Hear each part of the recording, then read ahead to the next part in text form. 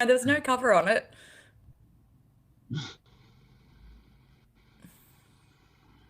Well, that's going to be the joke I say when we go live. Oh, no. Okay, we're both on there. Okay, I think we are live.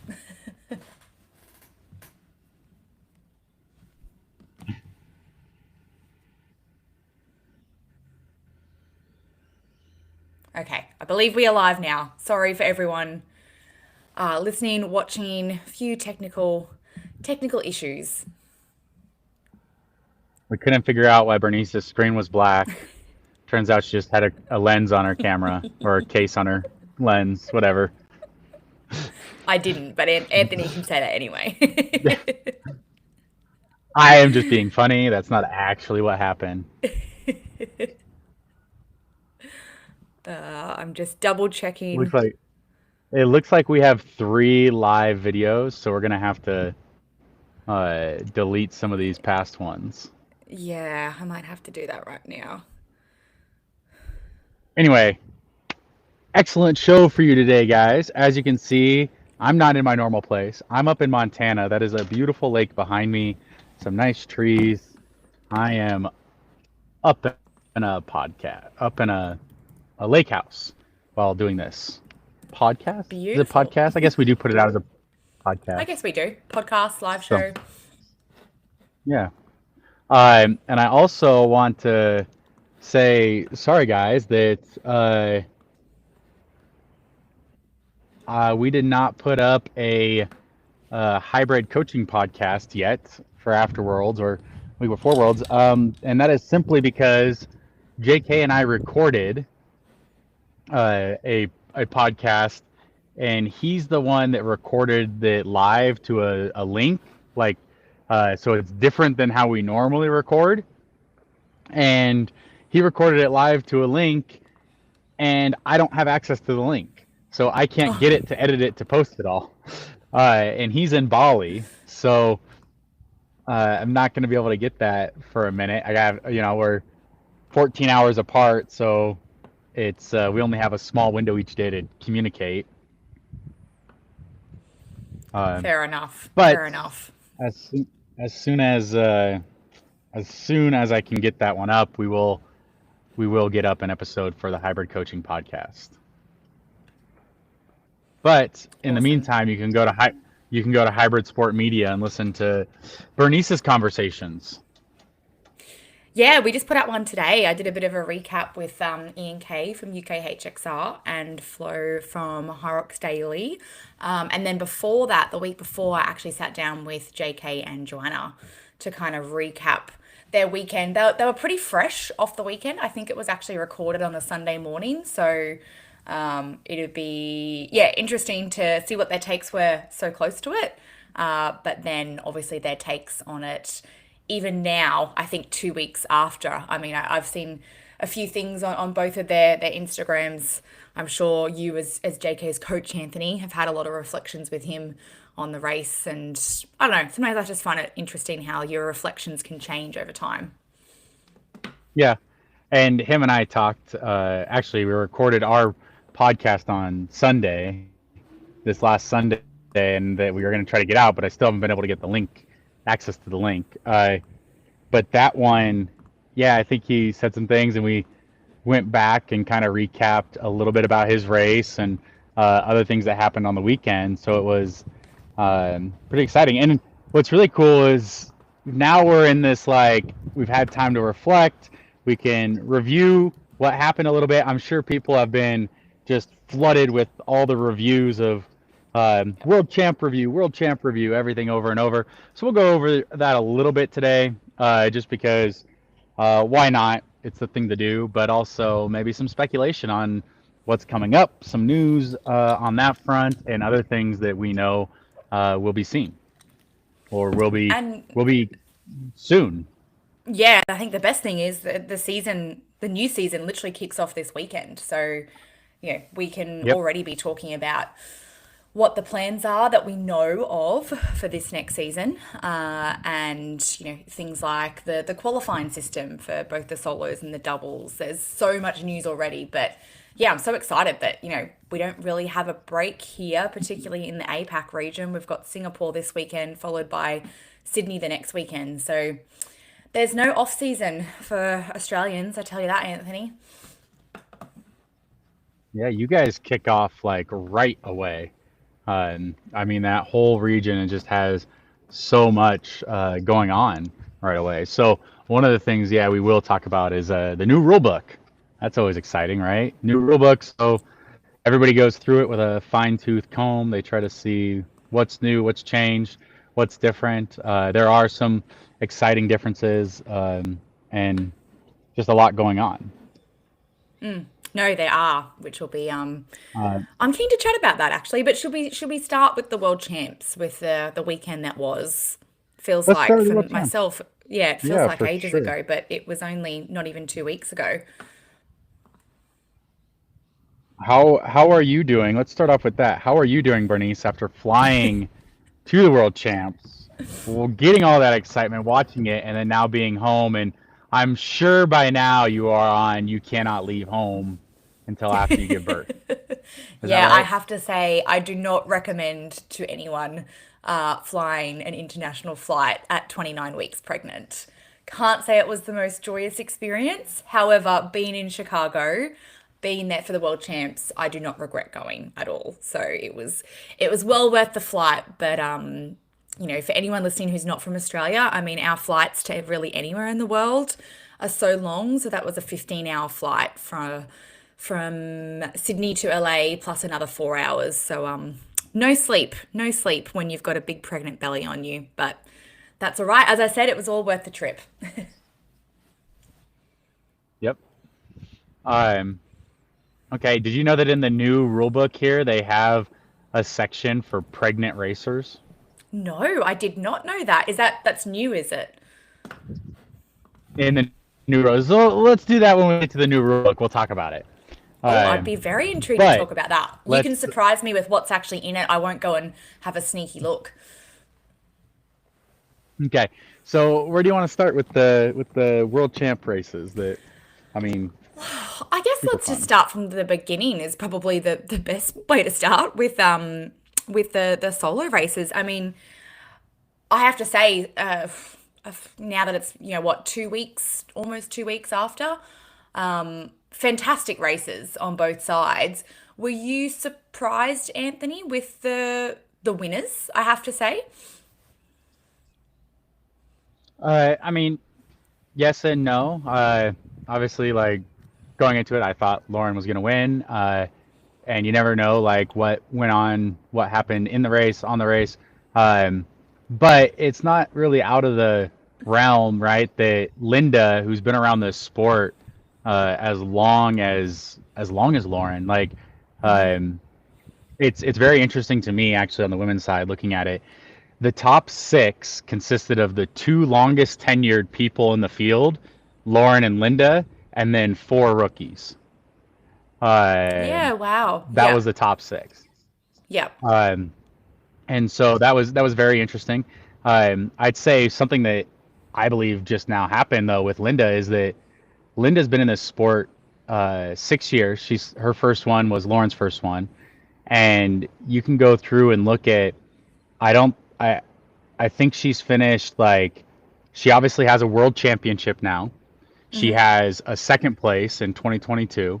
She Yeah. has um, I believe she was fifth in the Elite 12, so the COVID year World Championships, and then she had 2 other years she was still in the top 10.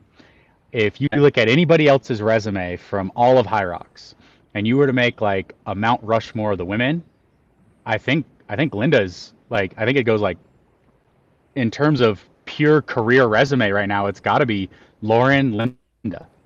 Like that's the just 1-2, Yeah. and I don't think that's arguable. She has a world championship. She has a second place, another podium there, and she has uh, four other times she was there. That's just incredible. No, I think you're And 100% she's right been that and and if you look at it too, Linda has she held the world record at some point too. And at the start of the 2023 season, she held the world record.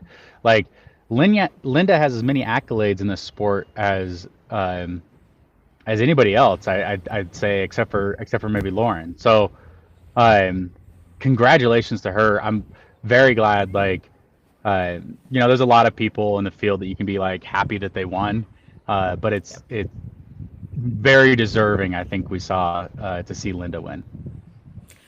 Anthony, why do you Um, think it is that that someone like Linda, and I think, to be honest, and I know we'll get to the males race, I think Tim is a little bit the same. Why do you think it is that an athlete like Linda was overlooked a little bit to win the championship? I mean, in my eyes, I think both Tim and Linda were definitely contenders for podiums, but they weren't really talked about much. And as you just pointed out, Linda's had actually a very successful career. Do you think it's because they haven't won a championship before that they're just not seen as someone who could?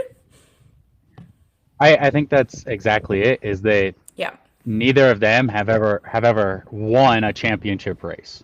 Like they're always there. Linda, if you go back to like all the majors she's raced in, I think I think she was third, second, and so she was third, second, and then this year she was she had a bad one in Amsterdam.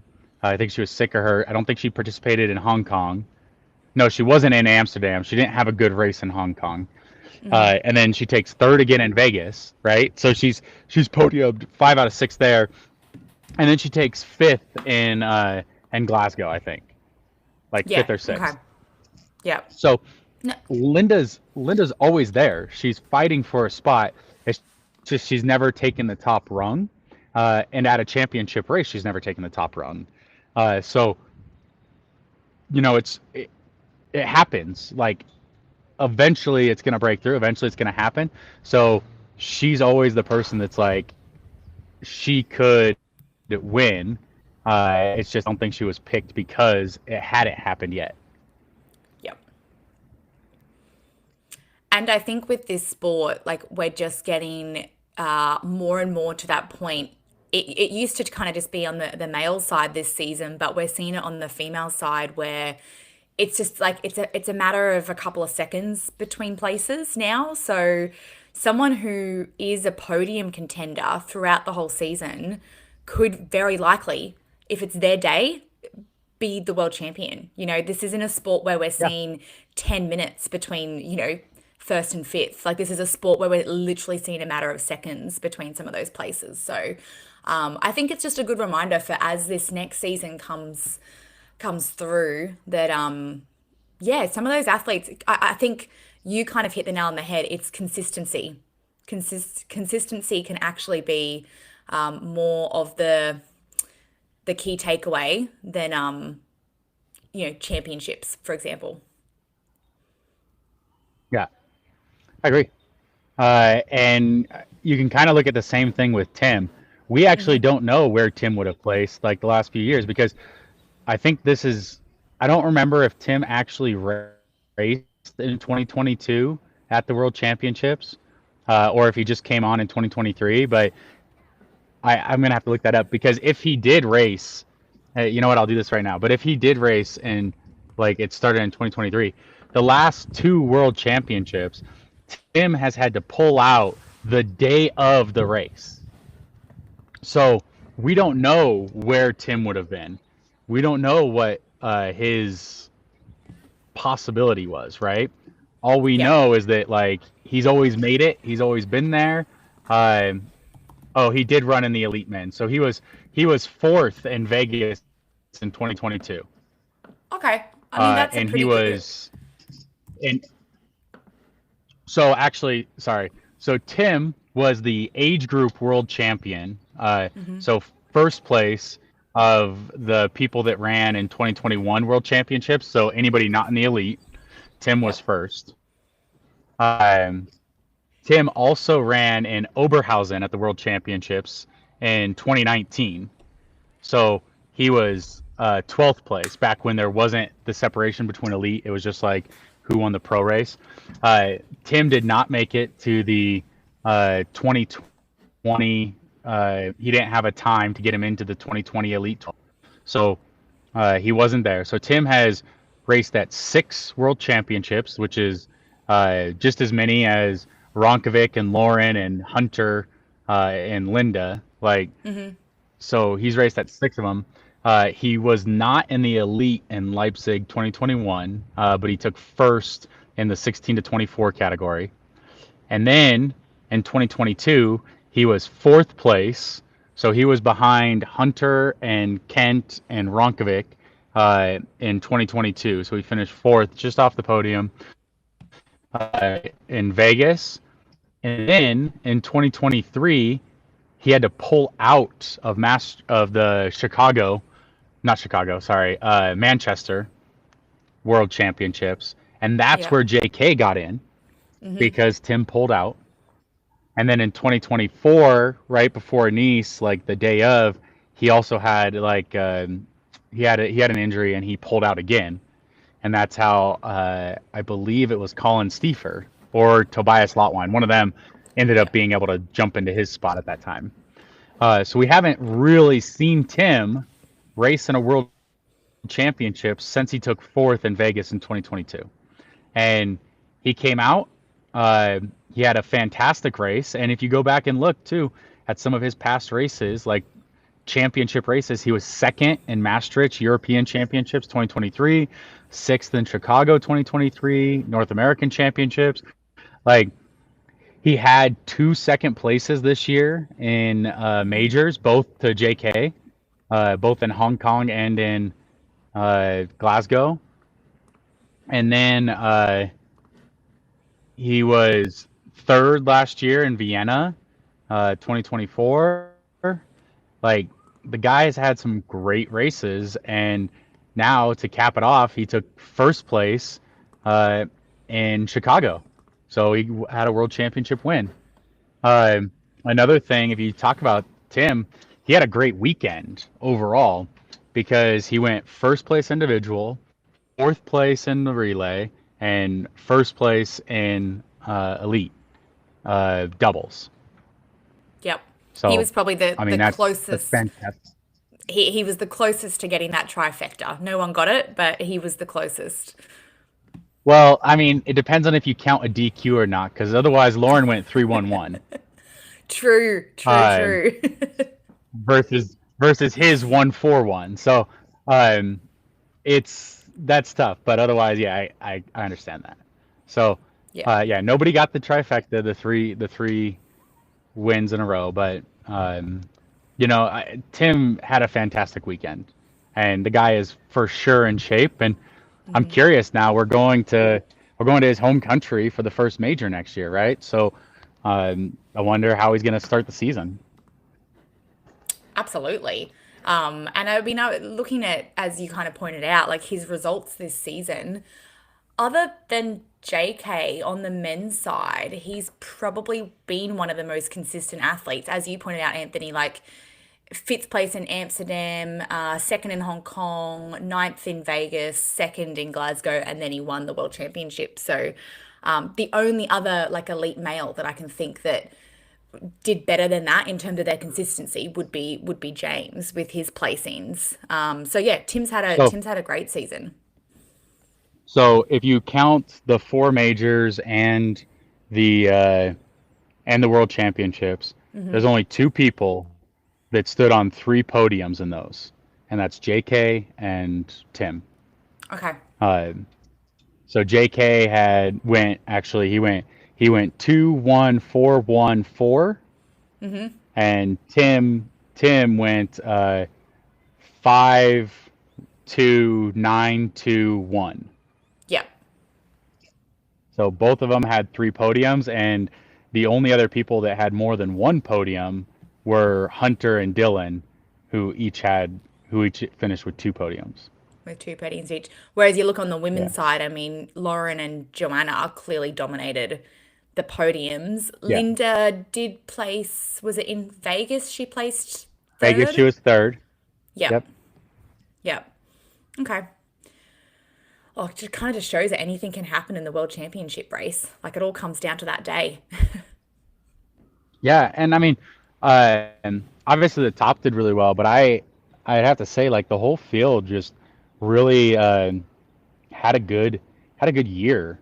Mm-hmm. Um, you know, it was a very fast race. It was very um, it was tough, and it's when you get all the athletes. What's crazy is like all these athletes had to place top three or roll down top three in order to qualify for this race, which means they've all like raced to qualify. They're all expecting to do really well. Um, so to come into a race, somebody has to take 15th, somebody has Yep. to take 14th. Like, how do they handle that when they get to that position? And it was just interesting to see. Yeah. Definitely. Definitely is. Anything more on the solos? Have you actually gone back and rewatched the live streams? I only did just yesterday. Yeah, I have. I went back and rewatched them. You know, it's exciting racing. It's exciting stuff, but um, it's different than being there. Like you definitely see a different perspective, and I definitely Agree. watched the I watched the race, and I was like, that is not how I felt listening to the commentary and listening to like the atmosphere that was being described and the race. Like there was definitely a story on there that when I was there, I didn't feel that. I felt like energy and like just everybody running, and it was like very I don't know, it was very different though. I It's tough to completely explain agree. that. Yeah, no, it's a Yeah. different experience. Even for myself, when I was chatting with Ian Kay from UKHXR and Flo from Hyrox Daily, they both they only watch the live streams. That's how they watch the races live. I felt like our experiences of watching the races, you just pick up on different things, don't you? Having watched the live stream compared to being there. I agree, Anthony. It's a different experience. So it is good if you've been there live Well, to go back and watch the live streams. yeah, I mean, I think one of the biggest differences was when you're there live, the gaps feel different. Like, and I'm seeing the athletes at different points of the race than what is being shown on the live stream. So to me, I'm like, oh, this is going like I can tell when I'm there just a little bit different than the race. Whereas when you're watching the live stream and listening to the commentary, it's painted a little bit differently for you. Agree. I feel like the gaps feel so long when you're there actually live compared to what they actually are. Like 20 seconds feels like, oh, they've lost first place when you when you're there live. Whereas when you're watching on the live stream, I think yeah, and maybe it's because the commentary sets the scene a little bit more. It's just a bit of a different experience you get. I don't get so anxious about how long the gaps are. Yeah, I mean, everything watching the live stream seems like everything is able to be caught. It's going to be like this next moment they're gonna be together. But like when you're there, you can definitely it's like okay, there's that person. Here's the next person. Like the gaps just seem different, or you can Yeah. actually see how far something is. I remember during the men's race, it wasn't that far of a gap, but I remember I would tell JK at one point like, hey, you got 55 seconds, right? Like that's how far back he was. When I was watching the live stream, I didn't think like that. Felt like it didn't seem like he was that far back of like the couple leaders. But when I was there on site, I was like, oh, like that's like three-quarters of a lap. You know, like I Yeah. can see how far that is versus just like being told what the gap was. So it felt a little bit different. Yeah. Yeah. No, I completely agree. It definitely does. Well, should we get on to the relay? We've got an Australian and an American here on the phone Yeah. call. No, so it was I think it was a fantastic race. Obviously, you know, we will touch on the controversy that happens. And question for you, because being on site, I actually didn't know what was because I was not in the venue on site the entire time. Like I was around the outside of the venue. Uh, so the whole thing with the sleds, I didn't know that was going on until basically Saturday. Like I didn't Yep. see much of that Friday. Like I heard about it a little bit, and I went and watched like Zara and Maria run, and I kind of saw this type of sleds in the got and a little bit of the judging, but I didn't see a lot of it. And then Saturday, I started seeing the posts and the videos like that people would show us, and we're like, oh. I I didn't understand that at first, but it definitely it makes you wonder if that affected the other races in any way. But the relay was interesting because I don't know what happened with like Team New Zealand. I meant to ask Bo this. Did they switch which partner it was? Because you were supposed to submit a lineup about who was doing what station, so they knew whether to set up male or female, how many of each station. And so I don't Yeah. know if New Zealand just switched which person was doing what after they submitted their lineup, which means that there wasn't another men's sled, or if it was a mistake on Hyrox's side. But I was a little interested in that, like, because I saw that happen live, and I was like, why is he standing there? What's happening? Like, and they I guess I got told afterwards what happened was they made him wait and they started a timer. And, that kind of takes him out of the race, though. They started a timer and said, "We're sorry, we don't have another sled. You get all this time back. You're waiting, and you have to wait till Charlie was pushing the sled. So then the other guy got on the sled, pushed it, and he flew with it at first. Um, but then Team New Zealand ended up missing a lap on one of the runs, and when you miss a lap on a run, I think they gave him a 5 minute penalty. So the 80 seconds they got back for having to wait, they lost it by having the 5 minute penalty. Yeah, and like you say, even though yes, they're getting that time back, you're kind of a bit out of the race then. I mean, like you're probably going to race a little bit differently if you're back of the pack compared to if you know that you're a front runner. Which I think, from memory, New Zealand Yeah. were doing fairly well. So I did really feel for them, but I don't know myself either, who's I guess, to blame in terms of that little mistake that happened. The other thing I thought that could have happened is because Team England had Jake Dearden have to drop out. I'm not sure if maybe even they changed their placings, and that was how the whole mistake occurred. But again, I'm not sure. We don't know the details.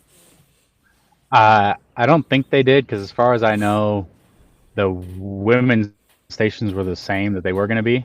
Okay. But it would make sense if somebody made a mistake and then it was just, well, whoever got there first. Yep.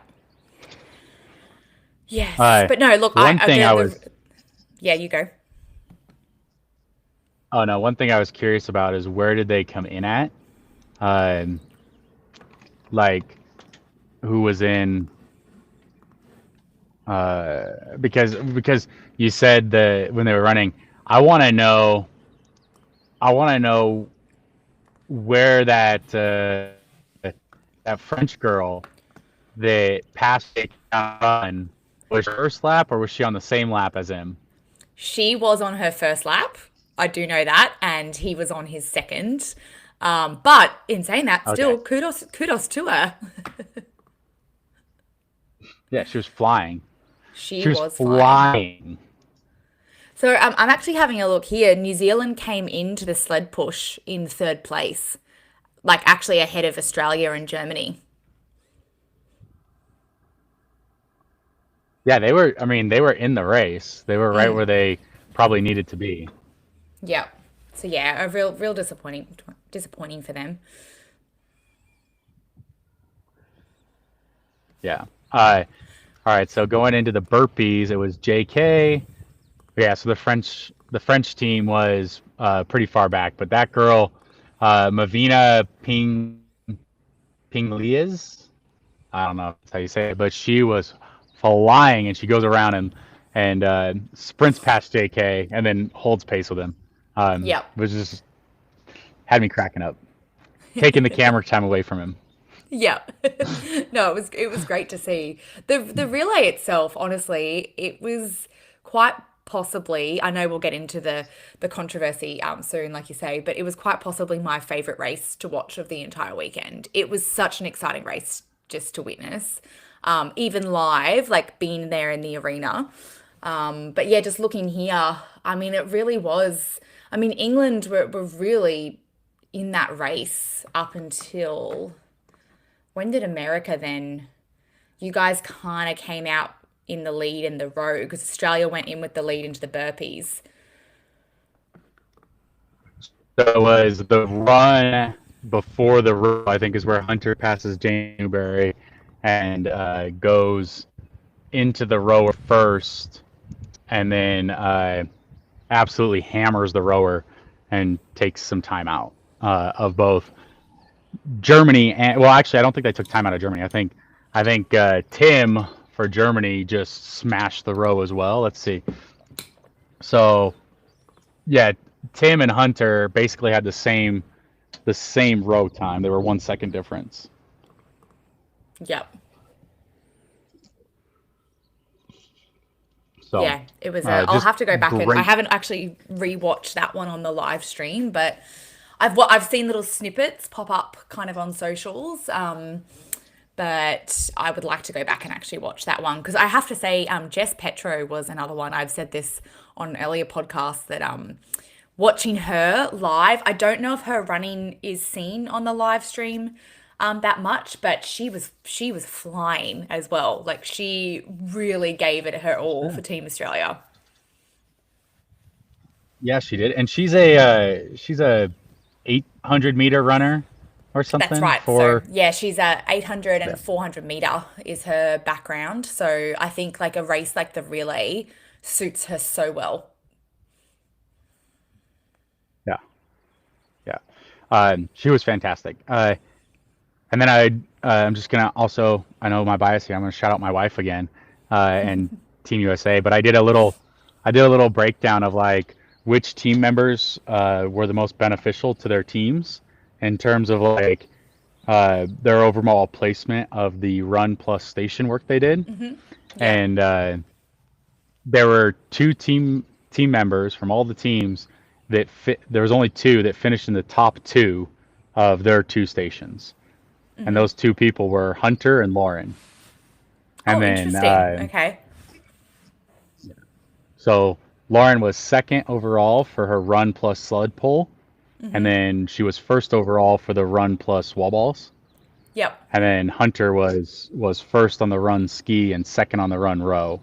So they both, like everybody else in terms of their station work, were like maybe they had 1 second or one first and a fourth or all those types of things. So it was very interesting to see just uh, how beneficial like experience played into the team.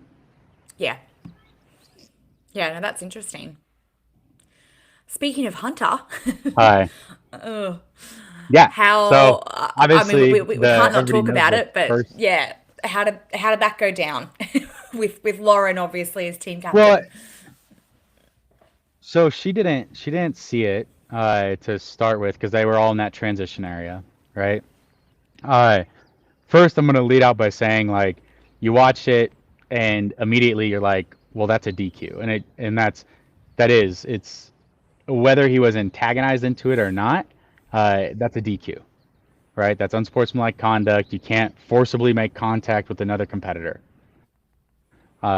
So that was just brain fart, whatever. Shouldn't have happened. I'm sure it won't happen. Maybe it will. Maybe it shouldn't happen for him again. Um, but that being said, like it doesn't matter what Jeremy did. I mean, unless he like physically assaulted him first, but there wasn't like there was just annoyance and badgering, and there was talk between them, and I think they just kind of got caught up in like the like buddy bro stuff beforehand that got them into this, right? They were talking about it in the warm up area, like what's the bet? They're going to bet £1,000 or $1,000 on who can win the run plus ski, and so they're they're joshing around, having their good time, and it's not a big deal between them. But just because it's not a big deal between them doesn't mean that you're in a race with, you know, 18 other teams, 17 other teams, and you have people watching you. Um, and maybe if it would have been on the backside where nobody had seen, it would have got away with it. But because I mean, honestly, in that race, that was not the only thing. There was there were multiple things that should have been flagged or other pieces, right? But um, he was on camera, caught right there, and that's not acceptable. So just to start with, though, Hunter did call and apologize. At least to Lauren, he called, apologized, and even offered to like, hey, I'll pay you for what you're missing because of me. So I think that's a very stand-up thing for him to have done. Uh, but you know, Team USA gets the DQ, um, Yeah. and it's not about like financially what it would have cost. It literally is they got DQ'd because of unsportsmanlike conduct, and that sucks. But it's part of the race right now.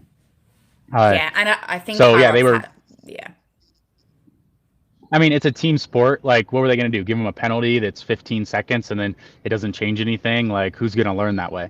It is a team yeah, sport. Everybody has to accept what it is. My only thing is, I wish they would have done it right away. Like, it was visible. It happened. DQ the team. Don't make Dylan and Lauren have to run. They have more. They have more races to do. Like, they didn't have to run their piece. You know. yeah.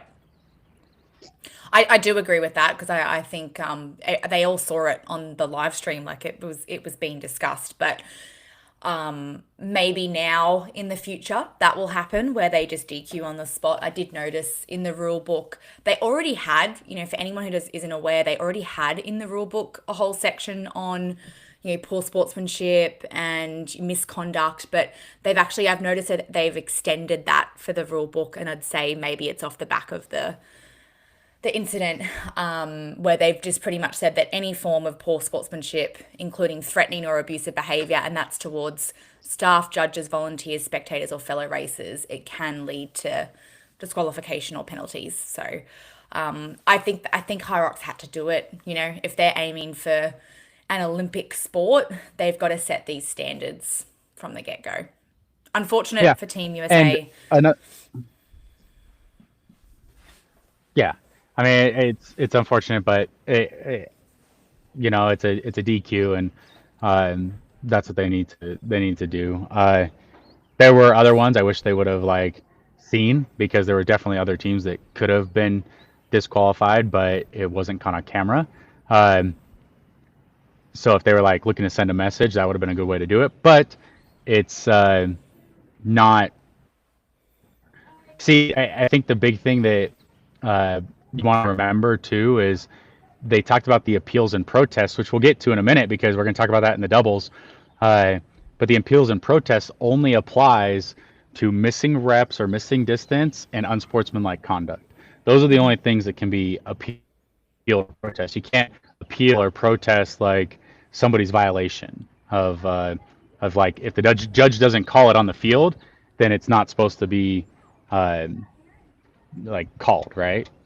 Yep. So uh, what was appealed was Hunter's unsportsmanlike conduct, and that is an appealable thing, and that resulted in a DQ, and it should have resulted. Like, yes, it should have. So it's unfortunate. I don't like it, but that is part of the rules. Yeah, that's it. It is part of the rules, and hopefully it's set that standard enough that maybe we won't see it. I'm sure we're still going to see it happen in the future, but maybe it will at least scare the other athletes into, oh, okay, I really can't risk that type of behavior in a race, whether it's a team race or not. Like, I think had that happened in a singles race, same thing. Like, it doesn't matter what race it is, it's got to happen. Yeah, I mean, this was an obvious one. Like, obviously, like, the team had to get DQ'd because of the actions of one person, and their actions did result in what was obviously a DQ. Um, I do think if like they wanted to actually level it out, there was more DQs that could have been assessed and would have like set the standard. And I don't think we didn't see that. So this is one that's like, yeah, they followed the rules exactly. I don't see it as like setting the tone for anything though. Yeah. Yep. But I agree with you. It Um, would have been good to see them disqualified on the spot when that happened, just because then at least you don't have that. Team Australia has even said, do they love winning that way? No, like no one loves winning off a DQ. But granted, they've still won the gold due to that. But it's a bit of a shame for, I think, everyone involved. with the actions of one person. Yep. That's unfortunate because then you want to ask, like, need to, but you ask, like, well, what if Hunter hadn't been the team member? Would somebody else have done just as good? But you can't play that game. So, Yeah. uh, and Hunter's really the only one that can do what Hunter does. Like, he is so good and so powerful at the run and stay in machines. Like, there is a one of one person for that, and it is him. Oh, I completely agree. Like as you even pointed out, if he definitely did win, both the ski and the row in terms of, I mean, there's no one that you'd probably want more so on those ergs. But look, I know my bias, everyone would know hearing my accent, is obviously with Team Australia, but I do just want to give them a shout out because, I'm not going to get into it at all, but there was so much commentary leading into the race about the choice of certain team members, and they ran an incredible race. Like the whole team did. So it was particularly that back end was such a good race between Australia, USA, and England up until kind of the wall balls there. So good on you, Team Australia. Yeah. Um, yeah. So great job to everyone that did that. Um, you want to go on to the doubles? Yeah, I just want to mention that Chris, I hope I'm not going to butcher your surname, but Chris Scherf has said greetings from Mexico. Seems like he might have had a chat to you, Anthony, at the World Champs. He said Yep. great chatting to you quickly in Chicago and missed you, Bernice. So thanks, Chris. Thanks for watching live. Thanks, Chris. And if tickets weren't so expensive, or if we had more direct flights from Vegas to Acapulco, I would have been there. But we have to have like one or two stops, and they're pretty expensive. So I don't know if that's going to happen. But just want to say it was good to meet you. And yeah, so you want to go on to the doubles? I actually don't have a charger for my computer, so I'm only going to be able to have my battery says 24 minutes. Okay, cool. So Let's I quickly do the only have doubles and 24 then minutes. that's okay. And then we can wrap up with the Yep. maybe just plan, and then We we've can also got next week wrap where up we with can, a little bit. yeah, sounds good. The Yeah. doubles. Well, yeah, there are some things I want to show. So yeah, Sounds good. exactly. The doubles. You want to start men or women? Oh, let's oh gosh, let's start with the women. Oh, I mean both races, particularly the women's race actually, I have to say, kind of like the relay, like just so exciting to watch. I was very disappointed for Sinead and Lucy to obviously cross the finish line and then get called back around that penalty. Again, I mean, I saw your wife, Lauren Weeks' interview afterwards. No one likes to win that way. Similar with the relay, no one likes to win on a penalty on a DQ. But kudos to Lauren and Lauren because they also had an incredible race and a well deserved win there. I mean, the penalties. I thought overall, Hyrox actually did a great job at calling majority of them out on the spot, which is what we kind of want to see in this sport. It was just unfortunate that the sandbag lunge one wasn't called on the spot so that we at least knew when they were crossing the finish line. Yeah. So that's something I don't know if everybody knew. They did tell the athletes beforehand in their briefing that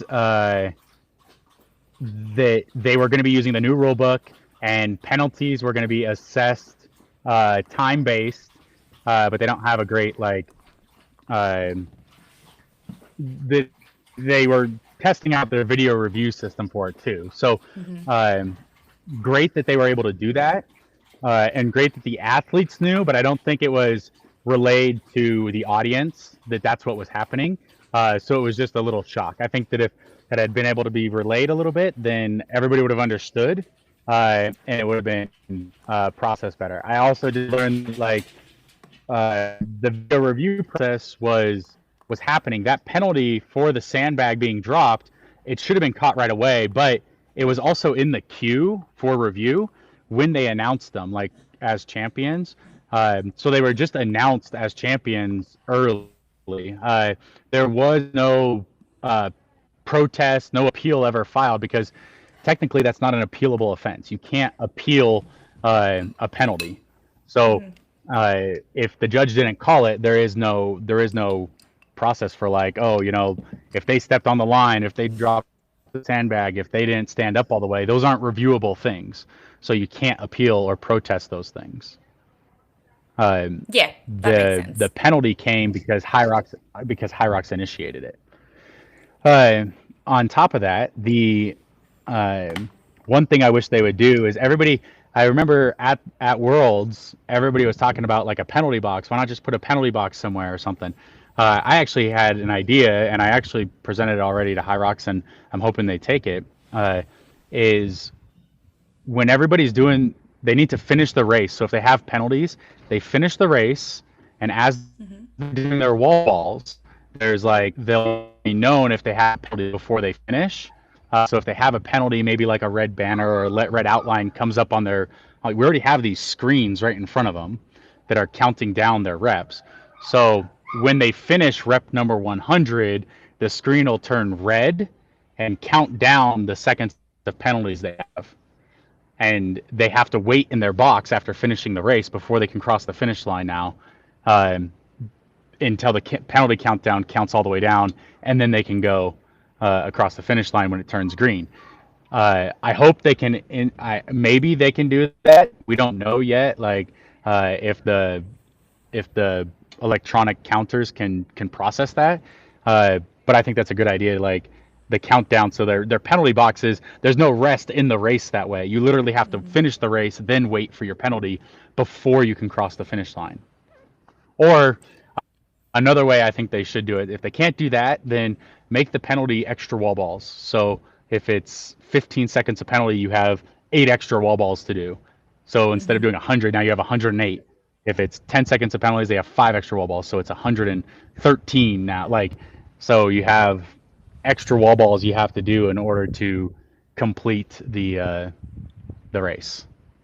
I really like that idea of the having the penalty at the wall balls there, because Flo from Hyrox Daily was having that discussion with me as well around penalty boxes or whatever you want to call them.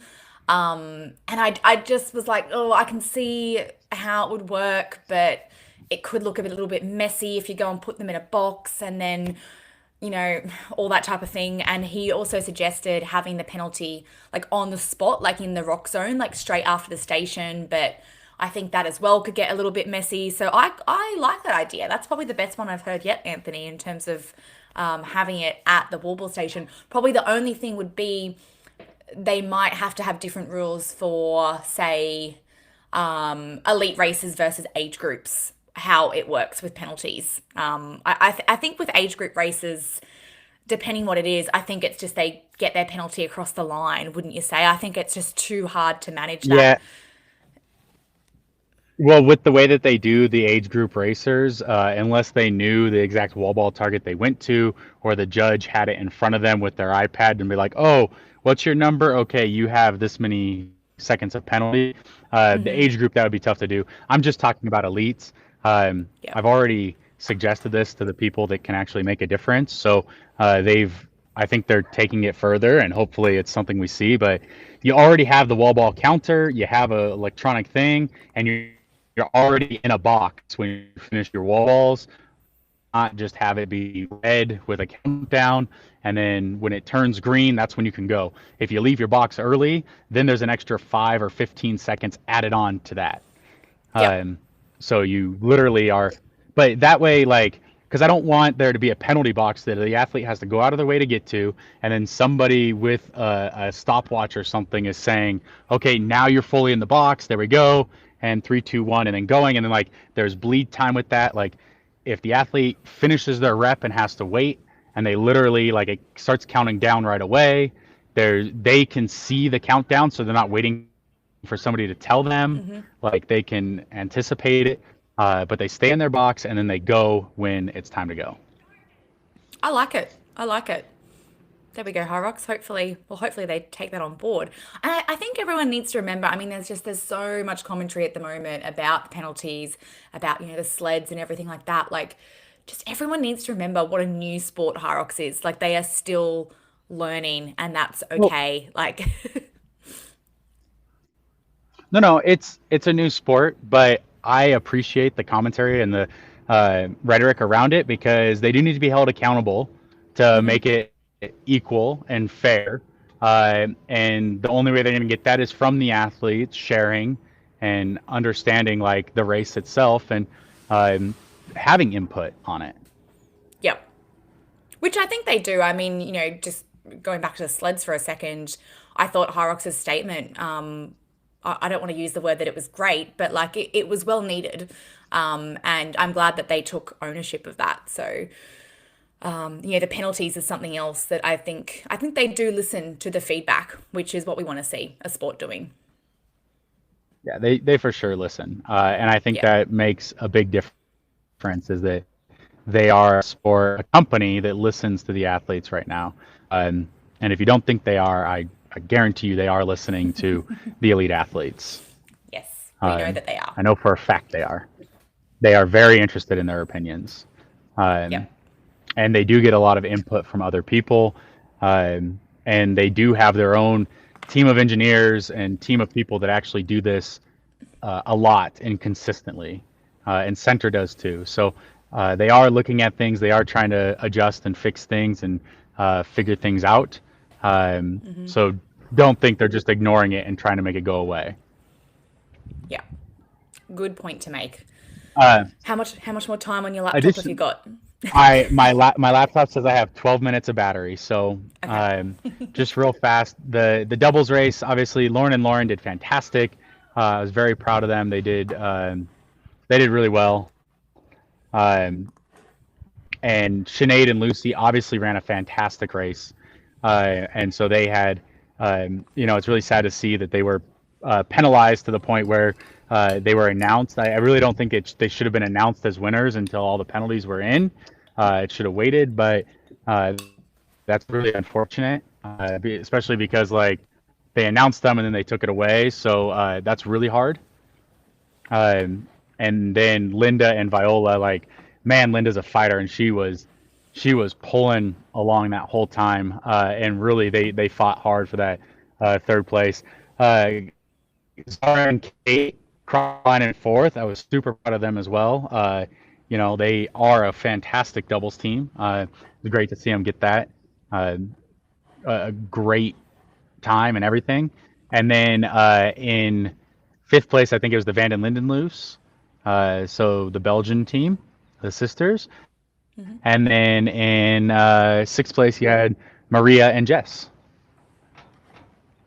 Yeah, So which they had a was great race great. too. They did, and I know Maria's even said so herself that she wasn't feeling great, the first half, and then kind of was able to get that adrenaline back the second half. And I could even kind of see that just watching it live that they really clawed their way back up to that kind of sixth place. So I'm just Yeah. really intrigued to see how the doubles plays out for the next couple of seasons. I think, particularly, I know that we probably don't have time to talk about it all today. Maybe next week we'll talk more about the plans for next season, including like the regional championships. For those who haven't seen yet, but the qualifying process for the doubles is going to be pretty much the same as the solos. The main difference being that it will be the one average time, not the two.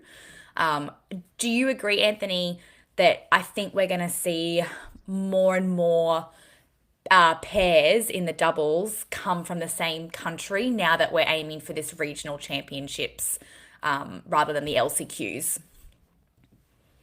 Yeah, and I'm not sure how the doubles is going to work that way because like does only one person from that region have to be in the region, or do both members have to be in the region in order to go from that region? That is a question I have actually. I'm actually interviewing Mo from Hyrox, the co-founder, next week. So I will see if I can ask him that. I think my understanding is, they're obviously steering towards this Olympic vision. So I think eventually it's probably going to come down to that those who race together have got to be from the same country, people still do have though the opportunities to race the majors if they make the time qualification. So I just, yeah, that's one of my questions is around the regionals. Do both pairs have to be from that region? That's my understanding of the rules with the passport rule. Or yeah, can you Yeah. only, but like, could you, as a team with one, say like, as an example, JK and Jake Dearden, right? One's from the European region, one's from the APAC region. Yeah. Do they have to like pick, do they have to like, would they be able to go to both European and APAC regions since one of them is from both? Do they have to pick one only? And the person would have to travel there and that's the only one they can do? Or do they not get to go to either since JK's not from Europe and Jake's not from APAC, so they don't get to go to them? Like, that's a question I would have because you're not going to get somebody from the same region as every single pair.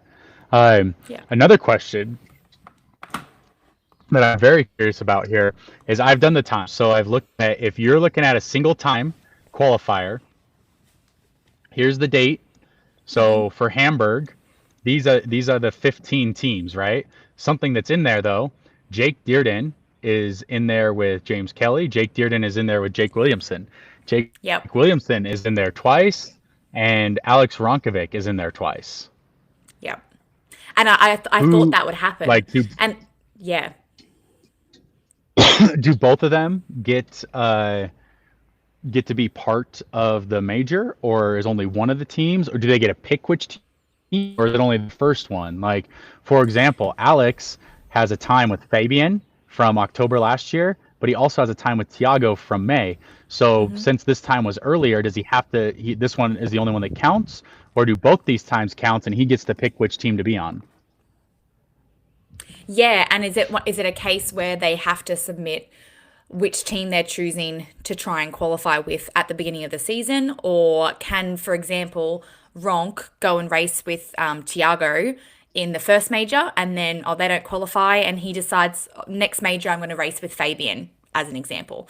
Right, Yeah, right. I think there's probably a little bit of questions around that, how that process will work. Yeah, I think there's just a little bit of ironing out that'll happen, and I'm pretty certain we'll see that ironed out before the cutoff in like mid-September when they need to declare, like, say who's going to the majors. But that is something that I would look at. So here's the teams right now that you're looking at that would be in the top 15 uh, with the 365-day rolling calendar, and here's some additional teams that fall in below.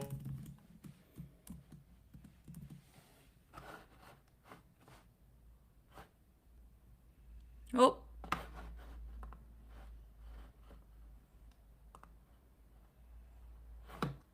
you there, Anthony?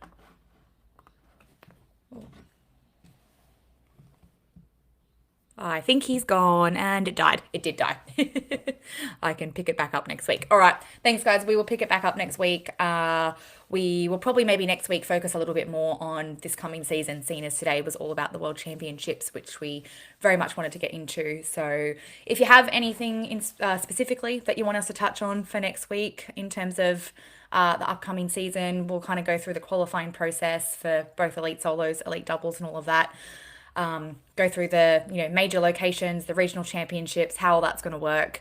And by then I actually would have had my chat with Mo, the co-founder of Hyrox as well. So looking forward to that. Thanks for joining us.